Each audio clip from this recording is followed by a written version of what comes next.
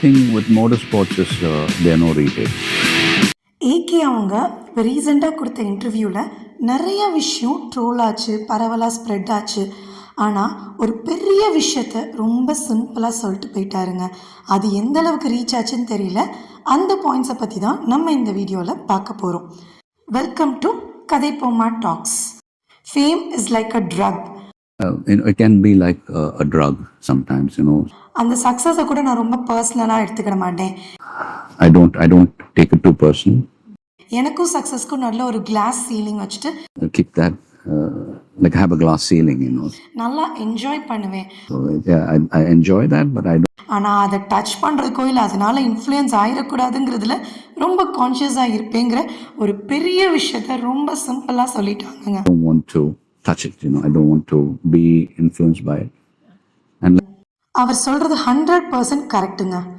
Success அப்படிங்கிற ஒரு விஷயத்த ரசித்து என்ஜாய் பண்ண ஆரம்பித்தோன்னு வச்சுக்கோங்களேன், நான் என்ற அகங்காரம், கர்வம், ஆணவம், இது மாதிரி தேவையில்லாத எல்லா குணங்களும் நம்மளை கேட்காமையே நமக்குள்ளே வர ஆரம்பிச்சிருங்க. அதை ஏன் ட்ரக்ஸோட, போதைப்பொருளோடு கம்பேர் பண்ணுறாங்க அப்படின்னா, போதைப்பொருளை எடுக்க எடுக்க இன்னும் வேணும்னு தோணும்.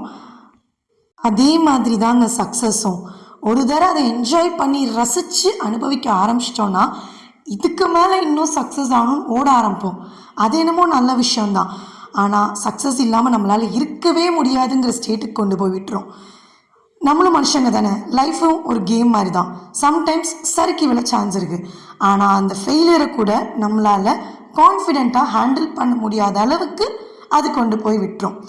இன்னொரு பெரிய விஷயம் என்னென்னா, சக்ஸஸ்க்காக என்னன்னாலும் செய்யலாம் அப்படிங்கிற ஒரு தப்பான பாதையை கூட செலக்ட் பண்ணுற அளவுக்கு நம்ம மனசு போகிறதுக்கு அது ஒரு காரணமாக இருக்குங்க. ஸோ இவ்வளோ விஷயம் சக்ஸஸை ரசிக்க ஆரம்பித்தா வந்துடும்.